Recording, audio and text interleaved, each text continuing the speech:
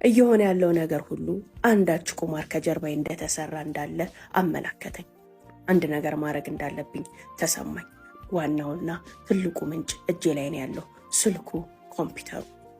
በዛም ያገኘሁትን አጋጣሚ ሁሉ ተጠቅሜ ስልኩን መበርበር ጀመርኩኝ። ሁሉም ሶሻል ሚዲያዎችን እያገላበጥኩኝ ማየት ስጀምር ስለሱ የሚጠቁመኝ ምንም ነገር ማየት አልቻልኩም። ነገር ግን ፌስቡክ ውስጥ ስገባ ከሀገር ወጥታ እሱን ማናገር ከጀመረችበት ጊዜ አንስቶ እስካሁን ያለውን ነገር ፌስቡክ ላይ ዝርግፍ ብሎ ወጣልኝ።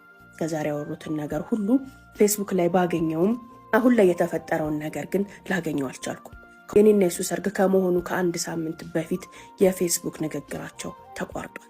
ምንም ላገኝ የምችለው ፍንጭ አላገኘሁም። ታዲያ ይቺ ሴትዮ ማግባቱን አውቃለች። የሰርጉ ቀንም ድንገት እመጣለሁ ምንም ሳትለው ተገኝታለች። ከዛ በኋላ እንዴት ነው ምንም አይነት ኮንቨርሴሽን የማይኖራቸው ብዬ አሁንም አነፍነፌን ስቀጥል አንድ ነገር ትዝ አለኝ። ኢሜሉን ቼክ ማድረግ።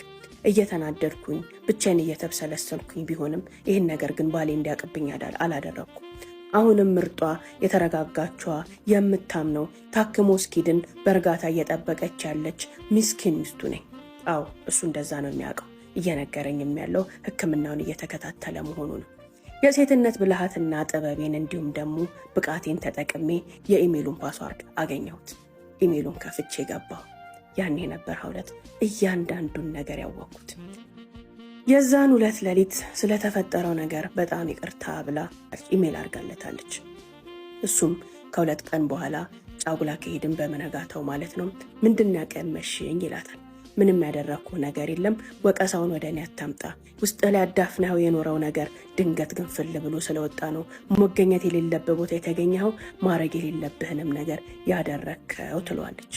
ፈጽሞ ሚስቴን መቅረብ አልቻልኩም፣ አይኖቿን ማየት አልቻልኩም። ሀፍረት እየተሰማኝ ነው፣ ከሃዲነት እየተሰማኝ ነው። ከዚህ በኋላ ወይ ነግሬያት ይቅርቷን ጠይቄ ቅርቷን አገኛለሁ ወይ ደግሞ ትዳሩን እበትነዋለሁ እንጂ ምንም አይነት ሞራል ኖሮኝ ከሷ ጋር መቀጠል የምችልበት ሁኔታ ላይ አይደለሁም ያለሁት። ለምንድን ነው ግን እንደዛ ያደረግሽው ይላታል። አትጃጃል፣ ምንም የተፈጠረ ነገር የለም። የሆነው ነገር ሁሉ ከሰርግ በፊት እንደሆነ አስበህ እሷ ምንም የምታውቀው ነገር የለም። ለራስህ ይቅርታ አድርገህ ህይወትህን ቀጥል። በወቅቱ ጥናትም መበለጥም ተሰምቶ የነበረ ምን እንዳደረግኩኝ እኔ ራሱ አላቅም፣ ትክክል ግን አይደለሁም። ለዛም ይቅርታ ጠይቃለሁ፣ ስለምወድህ ብቻ ነው ትሏለች። እኔን እወድሃለሁ አትበይኝ፣ ህይወቴን አመሰቃቅለሽዋል፣ መንፈሴንም ረብሸሽዋል። ምንም የማታቀን ሴት እንድጎዳትና እንድሰብራት አድርገሻል። ምንም ሞራልም ምንም አፍም የለኝም እሷን ጥሩ ባልመስዬ የምቀርብበትና እሷን የምነካበት። አጠገቧ በቀረብኩኝ ቁጥር ሀፍረትና